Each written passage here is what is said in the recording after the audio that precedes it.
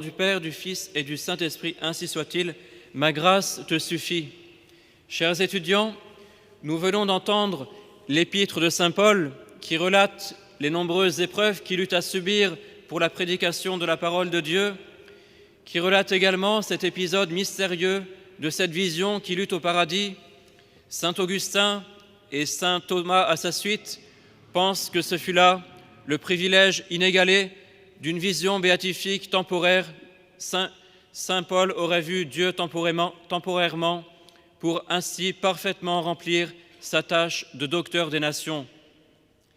Mais ce que nous voyons également dans cet épître, c'est cet épisode que Saint Paul raconte, cette écharde qui est plantée dans sa chair, cette tentation mystérieuse. Les auteurs modernes se sont complu à voir dans cette tentation des tentations contre la sainte vertu, mais c'est là une opinion récente, moderne, et les pères de l'Église, dans leur quasi-totalité, voyaient là plutôt des souffrances physiques, une maladie peut-être, en tout cas quelque chose de suffisamment connu des Corinthiens pour qu'une simple allusion au fait suffise à le mentionner et que les Corinthiens sachent ainsi de quoi saint Paul parlait. Et cela nous amène à une chose qui est une réalité de la vie chrétienne, les tentations. Chaque homme sur terre est tenté et nous allons voir que ces tentations sont inévitables, mais qu'elles sont également avantageuses et qu'il y a de nombreux moyens de les combattre. Les tentations, en effet, sont inévitables. Dans quelques semaines, nous verrons notre Seigneur lui-même subir la tentation, pousser la condescendance jusqu'à accepter être transporté par le démon sur le pinacle du temple. Nous voyons également saint Paul souffrir des tentations. Nous savons que le bienheureux, le saint curé d'Ars, eut toute sa vie durant de longues tentations de désespoir, et pourtant il mourut dans une grande paix. Nous savons que sainte Thérèse de l'Enfant Jésus eut de grandes tentations contre la foi. Saint Alphonse de Ligorie avouait à 89 ans avoir encore des tentations contre la pureté. C'est là une réalité, et ce fait que les tentations soient inévitables est résumé par la phrase du livre de Tobie: « Parce que tu étais agréable au Seigneur, il a fallu que la tentation t'éprouvât. » Mais pourtant, il faut déjà remarquer que ces tentations, pour être inévitables, ne sont pas étrangères à la vie que nous menons. Les saints avaient des tentations, certes, mais elles étaient pour eux beaucoup plus faciles à vaincre que des tentations qu'aurait une personne tiède et relâchée. En effet, il y a en tout homme, après le baptême, ce qui reste le foyer de concupiscence, c'est-à-dire cet ensemble de passions mal réglées qui se ruent, qui se précipitent vers de mauvais objets et de mauvais désirs.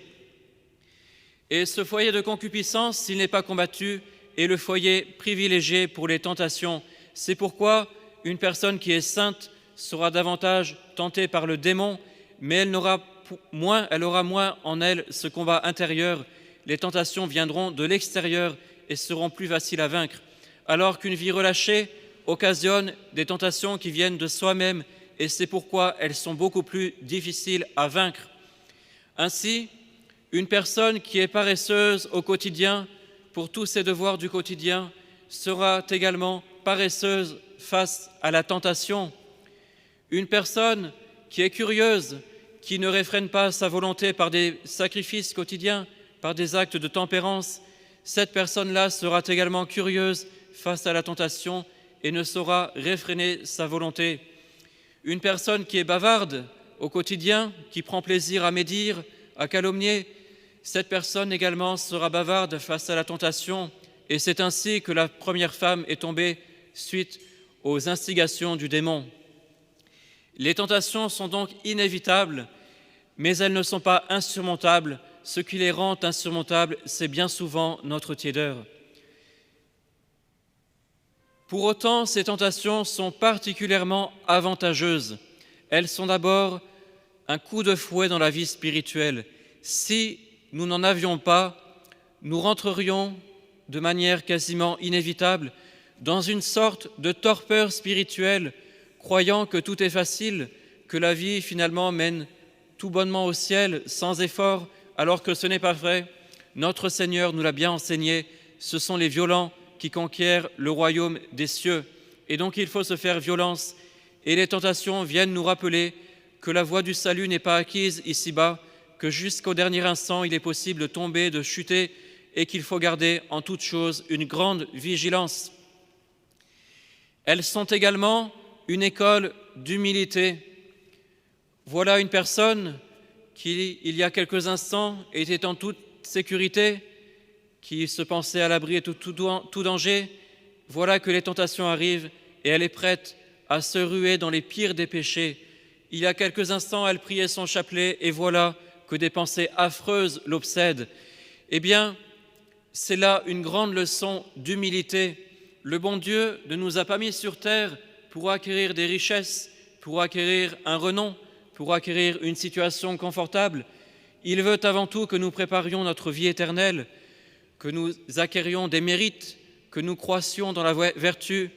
Et le fondement de toutes ces vertus, c'est l'humilité.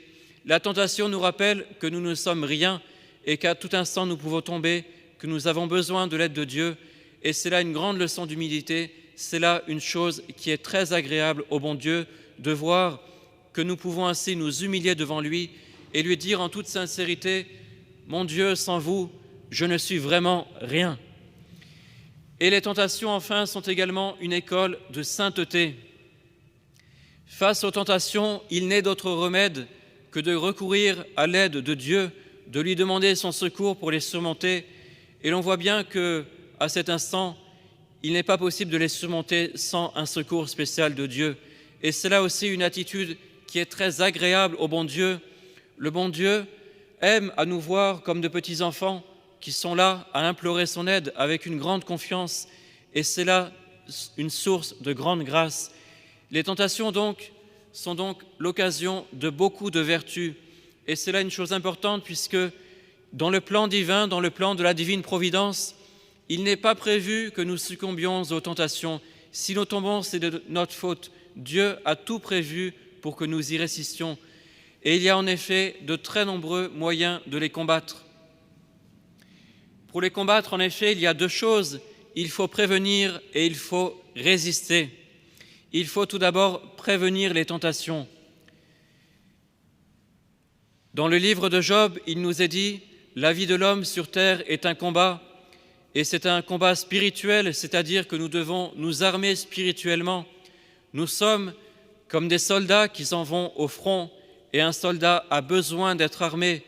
Imaginez un instant un touriste qui se promènerait actuellement sur la frontière entre l'Ukraine et la Russie en tongs et en short à fleurs.